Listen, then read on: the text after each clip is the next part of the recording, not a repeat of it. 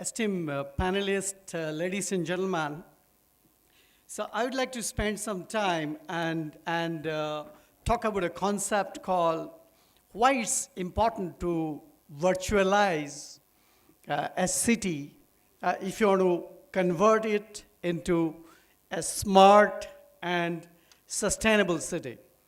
Now, this whole concept of virtualization, right, is gaining importance. And I see a lot of interest from different parts of the world, including from India. People don't want to make a mistake when they want to make changes in their cities. Whether it is a new city that you want to create, or you want to convert an existing city into a smarter city, or you want to build a satellite city. So this whole concept of virtualization is how do you ensure different decisions that you take in terms of policies and changes you want to make, before you make them, how can you implement them in a virtual world? And what I'm going to do is not just talking about concept, but also share with you maybe one or two case studies. Now, friends, I wouldn't get into the statistics. One thing is very clear, that urbanization is not a problem which only India is facing, but the depth of problem, the degree of problem, the nature of problem definitely differs from cities to cities. Now, if you look at sheer numbers, and if you look at just the emerging economies, the population is going to increase by 2030 at least by another 1.3 billion people. So you're going to add probably another 1.3 billion people in the emerging economy alone, and the number is going to go up from 2.6 billion in 2015 to 3.9 billion in 2030. As far as India is concerned, I think we are at the nascent, at the very incipient, at the very early stage of urbanization. Only around 31% of people stay in the urban areas, and the number definitely is going to go up, and is going to go up exponentially in next 10 to 15 years, and I won't be surprised if it surpasses the global average, which is today at 54%. So urbanization is a big problem for India. Now, when we talk about virtualization, why do we talk about virtualization? If you look at the problem of pollution in cities, not only in India, but in different parts of the world, if you look at the problem of flood, the problem of natural calamity, if you look at the problem of what you call as raising of heat and temperature in cities, if you look at the impact of what many cities are trying to do in terms of their green building policies, or what people are trying to talk about, how do you really leverage the underground space that you have, right? How do you design your utilities, your cables, your pipelines better by leveraging the underground space? So there are a lot of these common problems that we see in many parts of the world. Now, I have just put a few pictures in a single slide just to remind that we are not talking about theories, we are not talking about problems which are, conceptual, but problems which are very much real, very much real. So if you look at the left side, you have one of the pictures from Mumbai when we had the flood. I still remember, one of my colleagues whom Reggie knows very well, one of our common friends, and I was speaking to her that the water level is going up, and we would like you to vacate, the office and go back to your home. And after an hour or so, when we called up, she was still in the office and working on a tender that she wanted to submit. And we told her that you go to rush, and she didn't know swimming, and the water level was above the level of the chest. So these problems we have faced, right? I know the memories are short for many people, but the people who experienced it, they still remember. We had the Chennai flood not long back, the two pictures that you see. adjacent are from the Chennai flood. You remember the earthquake we had in Gujarat, and all of us know the havoc that an earthquake can create, and we know the problem that many cities are having in managing the waste. We know the problem we have in NCR in terms of traffic management. We know the problems we have in terms of death we have just because of mosquitoes. And friends, I would like to move on and share with you a case study and spend a few minutes. Now, if you Google and if you type in virtual Singapore, you will find tons of materials. But let me spend a few minutes on this project, because I think this project is very strategic for many urbanization initiatives that we are having in India and in different parts of the world. We are creating a virtual Singapore.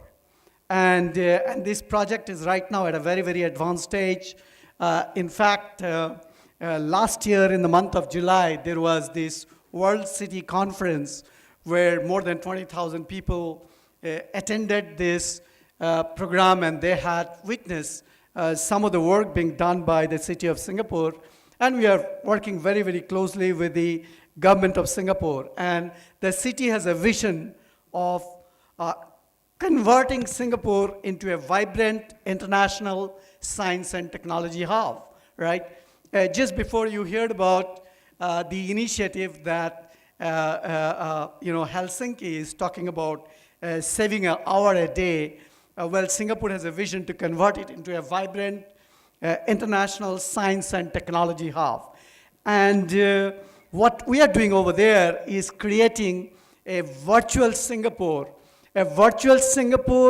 where you have the virtual city, and if the government wants to collaborate with the citizen, if the citizens wants to collaborate with citizen, or if you want to ensure that the collaboration in terms of new initiatives, in terms of sourcing new ideas, in terms of understanding, what are the changes that you could bring about in the city, and if you would like the city to attract investment, you got to ensure that businesses which would make investment, that they are able to do the business in the city in a manner that the government acts as an important enabler. So there is also those dimension of how do you address the requirement of businesses. And then how do you really convert your city into a city where education, research, and development is encouraged? How do you ensure that every child coming out of the city will be remembered as a child who understands the impact that science, technology can make in making the world a better place to live in? How do you popularize modeling simulation, right? As far as government is concerned, before you implement a policy, how do you ensure that you understand the impact of the policy? So there are these 4 stakeholders, and you may want to understand how do you really address the requirement of the multiple stakeholders. Now, friends, I wanted to share with you, you can imagine a city as a mother of several subsystems. And the problems might be different if you're talking about a new city. I was interacting with the government of Andhra Pradesh and the Chief Minister, Dr. Chandrababu Naidu, who is a very technology savvy. And we were talking about how about creating a virtual Amravati, which is the new capital of Andhra Pradesh, demonstrating and showcasing this city to the citizen and to take their feedback, or carry this virtual city in your iPad to different parts of the world and showcase it to potential investors to attract investment to the city. So I think the concept of virtual city, is relevant both to new cities and existing cities, in the context of when you set a challenge of converting a city into a smart and sustainable city livable for the citizens. So a city can be termed as a mother of several subsystems like water system, the waste disposal system, the public safety system, the education system, the healthcare system, the disaster management system, right? What happens to the citizen when you have a disaster, a flood, an earthquake, or maybe a fire accident? So disaster could be man-made, or a disaster could be a natural disaster. And if you are able to visualize in the virtual city how these subsystems are going to act, you can have better idea about the whole process of converting a city into a smart and sustainable city. Now, just to sum up, I would like to share with you that we believe a virtual city can make a physical city a much better place to live in. It can make the physical city much more sustainable. It is a very powerful simulation tool to really understand the impact of decisions before you implement them in the physical world. Because if you make a mistake in terms of your policy, in terms of your action, in terms of your decisions, if you're thinking about building a new metro line, you could build it in the virtual city, and you could simulate, what's going to happen 5 years, 10 years, 15 years, 20 years down the line. And sustainable city involves connecting science, art, technology, and emotion. After all, we also got to take into consideration the emotion of citizens who are going to live in the city. Thank you very much.